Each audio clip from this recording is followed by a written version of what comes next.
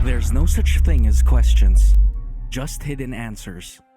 Stay tuned to PH Murder Stories as we revisit the inconceivable crimes that exist.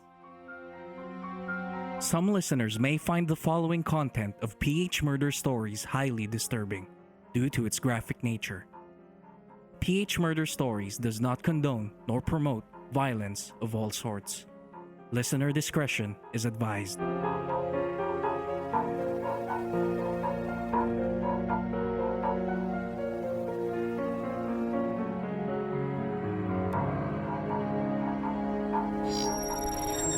Well, the latest count is that we have verified and confirmed 108 casualties.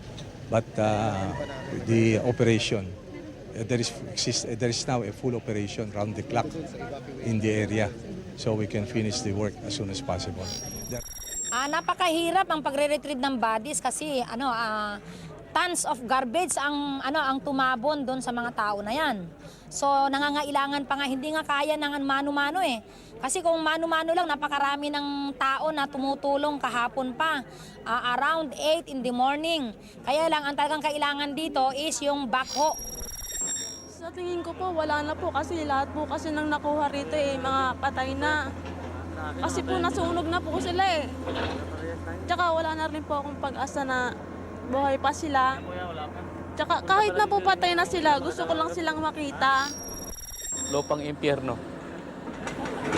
Bakit po? Pagkatag-araw, apoy. Pagkatag-ulan, landslide. Wala ko kami magawa dahil mahirap.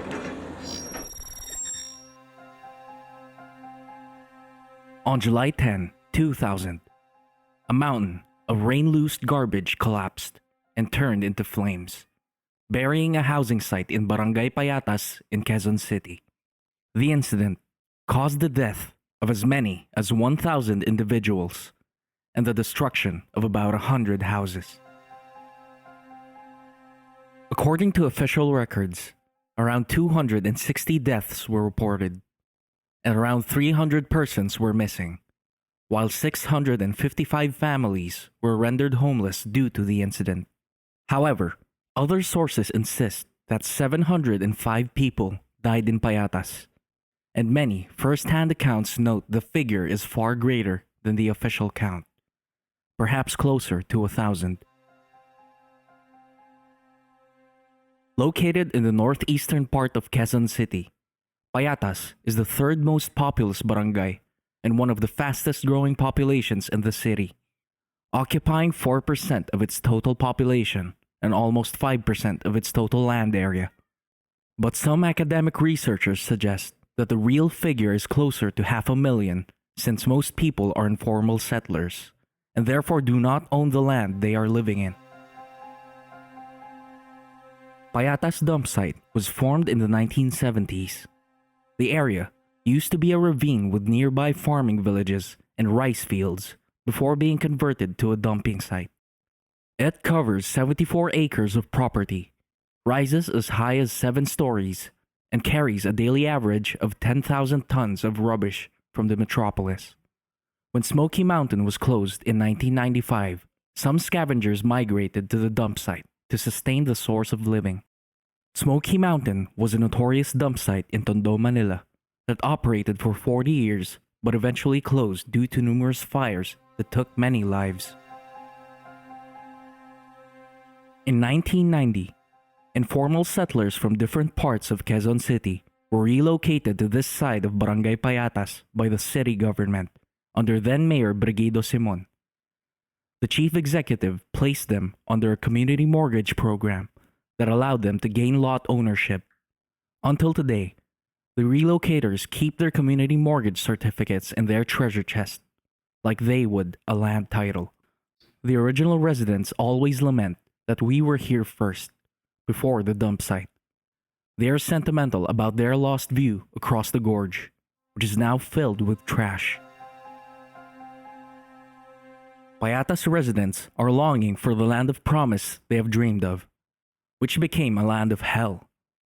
Mayor Simon lost his re-election bid in 1992 to then-Congressman Ismael Matay Jr. He tried to run again for the same post the next election, but was again defeated. Since Simon failed to regain his power, the Matay administration allowed a large portion of its lot as a waste dump of the whole metropolis. The large pile of garbage drew nearer the relocation site until the tragedy happened. After a weekend of heavy rain, a slide hit a mountain of smoldering garbage, crushed down to about 100 houses of 655 families.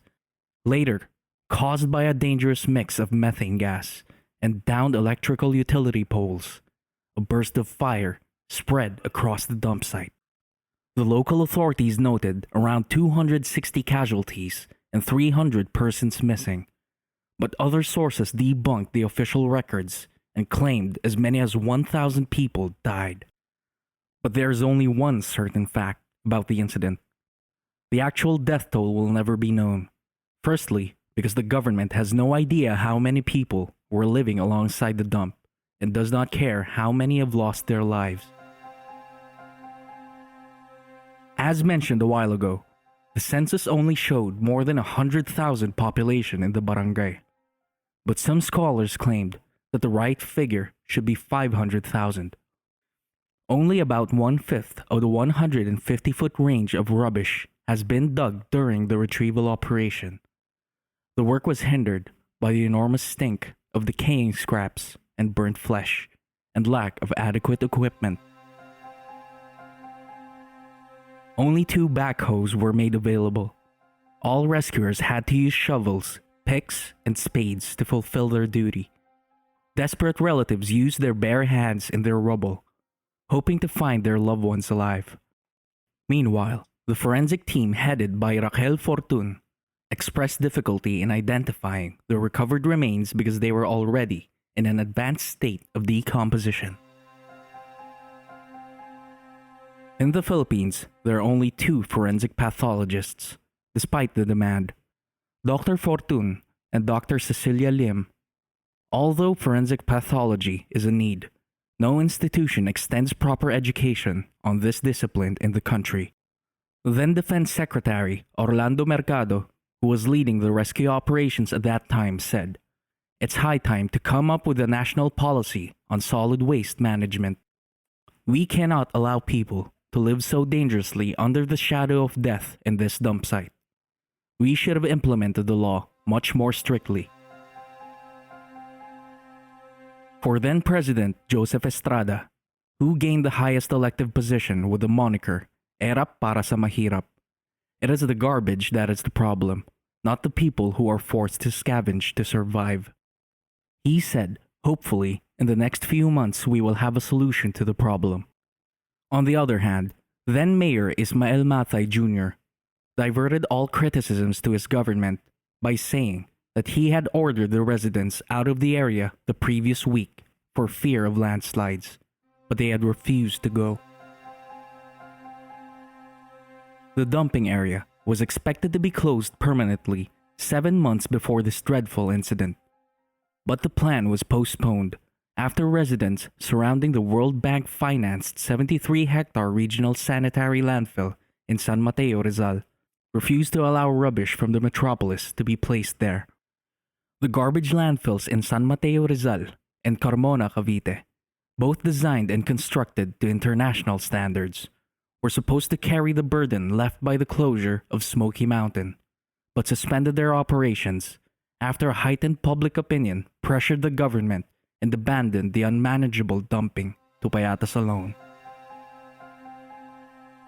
Due to the adverse effects of the disaster, Estrada ordered the closure of the dumping ground to make way for the search and rescue operations of the authorities.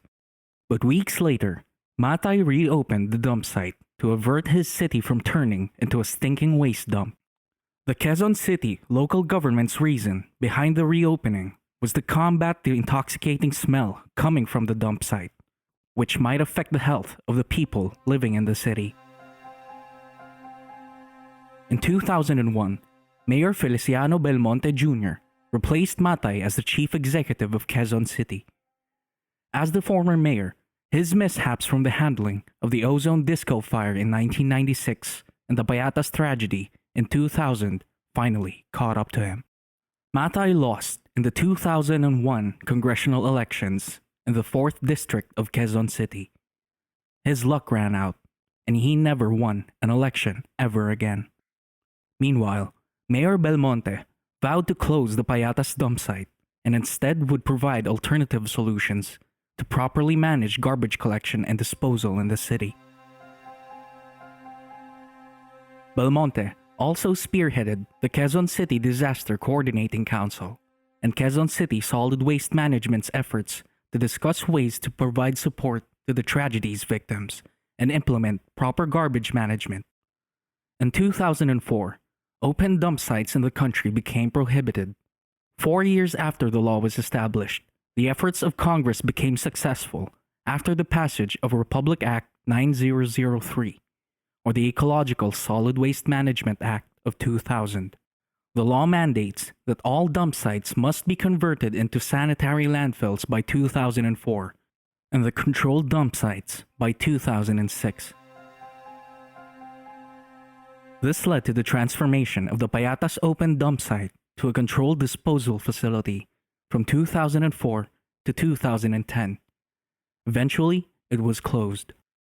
In 2011, a separate landfill with a stricter waste management policy was established near the old open dump site. However, several people were still not satisfied with the new policy of transforming the area into a sanitary landfill, as it could also lead to catastrophic tragedies. In 2017, former Environment Secretary Gina Lopez looked into prohibiting garbage dumps near bodies of water or reservoirs, citing the Payatas landfill, which was near La Mesa watershed, as an example. On the other hand, the Quezon City government was preparing the closure of the landfill, though they were waiting for the Metropolitan Manila Development Authority's instructions on designating a place for the city to dump its waste. 8 months later, the Environmental Management Bureau ordered the closure of the Payatas landfill in Quezon City, as it was already near its carrying capacity limit. Many environmental advocates were pleased with the decision and stated that the closure was long overdue. Meanwhile, the country's entertainment industry played a role in depicting the unfortunate incident. Did you know that the setting of the hit TV series in the year 2000 called Pangako Sayo was inspired by the Payatas tragedy? At the peak of the so-called Thalia fever in the Philippines, ABS-CBN introduced Pangako Sayo, starring Christine Hermosa and Jericho Rosales. With its social relevance that captured its audience from the masses, the soap gave Mexican telenovelas a run for their money after reaching a massive hit during its run. In 2015, the hit series came back with a remake from its predecessor in the year 2000. This time, the recent TV series was starred by one of the country's popular love teams, Kathniel, which consists of Catherine Bernardo and Daniel Padilla. However, instead of the dump site setting where Amor's family first started, the 2015 version of Amor's family took place in a mining site. With a nightmare brought by the Payatas tragedy, a daydream was given by what they thought was, quote, just another trash, unquote. All it took was a single paper boat to alter the three young boys' future from Calvary to paradise. Shortly after the dump site's tragic incident, the Bangkang Papel boys conveyed their grievances to then newly installed president Gloria Macapagal-Arroyo through an urban poor support group. Those boys were 8-year-old Edwin Dolera, 10-year-olds Jomer Pabalan and Jason Van Banogon.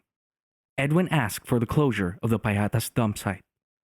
Jomer sought to get his father a job, and Jason Van requested to get free education. Together with 30 other children, they wrote their dreams and wishes on paper. Afterwards, they folded the paper into boats and let it float on the Pasig River, hoping to reach the Malacanang Palace. However, the paper boats did not reach the palace, but it sure did catch President Arroyo's attention. In her first State of the Nation address, or SONA, Arroyo presented the story of the boys who touched the hearts of many. she invited them to her office and provided them with a scholarship, livelihood, and other forms of assistance. 9 years later, Edwin and Jomer reported that the Aquino administration terminated their scholarship after they took office and recommended instead for the Study Now, Pay Later program. Fortunately, amid the displeasure towards the Aquino government's distasteful acts, then Secretary Dinky Soliman of the Department of Social Welfare and Development has committed to continue their educational assistance. Meanwhile, former President Arroyo, who was incarcerated at the time due to plunder charges, still managed to keep her promise to support their education even after her term. In 2016, Edwin Dolera, who was 24 years old at the time, died at San Lazaro Hospital after 2 weeks of battling pneumonia and complications due to tuberculosis. He was also a production assistant at News 5. Jason Van Banogon, on the other hand, went on with his life and did not pursue his studies. Only Jomer Pabalan took advantage of the free educational support and studied information technology at the AMA University in Quezon City. As for the other victims of the Payatas tragedy, the Quezon City Regional Trial Court Branch 97 has found the Quezon City government liable for gross negligence and ordered them to pay over 6 million pesos in damages to the victims' families. According to presiding judge Marilu Tamang, quote, "The improper and irresponsible dumping of waste, thereby creating a mountain-like pile of garbage, is the proximate cause of the violent death of the victims and loss of personal and real properties," unquote. It is very unfortunate to know that Payatas did not live up to its moniker, Lupang Pangako. Instead, it lived through a tragic incident that emphasized the incompetencies of public officials at the time. For 2 decades, the irony of Lupang Pangako haunted the victims of the tragedy. A lot of politicians promised to deliver support, but not everyone was given the proper assistance. Despite the broken promises, the significance of this tragedy has paved the way for the enactment of the Ecological Solid Waste Management Act of 2000 and other effective waste management practices that our government is implementing as of today. Hindi ko kasi makalimutan eh. Lalo na ngayon na parang ako lang mag-isa sa buhay. Kasi wala man ibang nag-ano sa akin. Ako lang naman. Kaya ang naalala ko mga anak ko, kahit sino hindi mapawi yung sama ng loob na dinulot ng basura. Parang galit ako sa mundo. Kasi kami po ay nilagay ng city government po dito. Hindi kami tumirik ng bahay sa ibabaw ng dump site ng Payatas. Napakasakit po. Sana hindi na lang kami nirelocate dito kung ganun lang pala ang plano ng gobyerno. Dapat matagal nang mapunta sa kanila yan. Tingin ko, justice has been so delayed for the heirs of the Payatas tragedy. Magpapasko na. Sana kahit papaano, magkaroon naman sila ng makasaysayang Pasko because of this. Ang kakalungkot lang, 20 years, ganun lang nakasamin. Siyempre, kahit ganun, hindi namin makalimutan. Walang katumbas po yun na sakit sa totoo lang. Stay tuned to our next episode as we tackle the gruesome robbery and homicide of the father of one of our loyal listeners, who just recently learned the facts about his father's death and suggested this case to us. For further updates, please follow us on Facebook, Instagram, and Twitter at phmurderstories, and subscribe to our YouTube channel, PH Murder Stories. If you have case suggestions, please go to our website at phmurderstories.com and fill out the request form at File Your Blotter.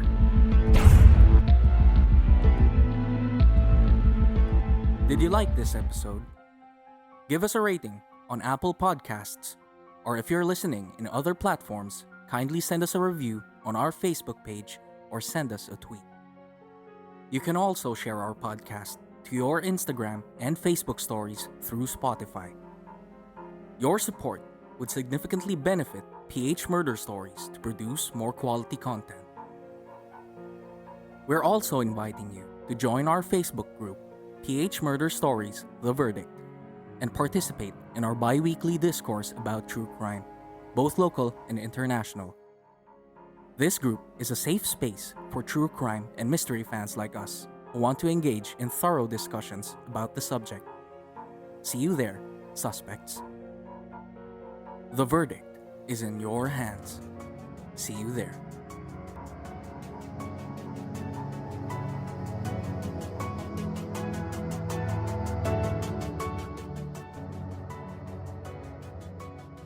One of the most gruesome murders towards an overseas Filipino worker happened in 2016 when authorities from Kuwait discovered the body of a missing Filipina placed in a freezer at an abandoned apartment. The gruesome discovery of her remains sent shockwaves across the OFW community. In 2007, a young mother fighting for custody of her two daughters suddenly disappeared. 2 years later, she was found cemented inside a drum dumped in the waters of Navota City, Metro Manila. After a valid testimony of a disgruntled witness who later on recanted his story and became missing up to this date. At midnight of July 18, 2002, a 32-year-old British businessman was found murdered at his apartment in Makati City, Metro Manila. For years, the case would go unsolved, while his mother battled to piece together the clues of his death. Want to hear the rest of these sensational true crime stories? Subscribe as a prime suspect at our Patreon page and get one bonus exclusive case every month for only $5. Patreon is a way to join your favorite creators community and pay them for making the stuff you love. You can now pay a few bucks per month or per post that the creator makes. For more updates, please visit our website at phmurderstories.com, subscribe to our YouTube channel, PH Murder Stories, and follow our social media accounts on Facebook, Instagram, TikTok, and Twitter at PH Murder Stories.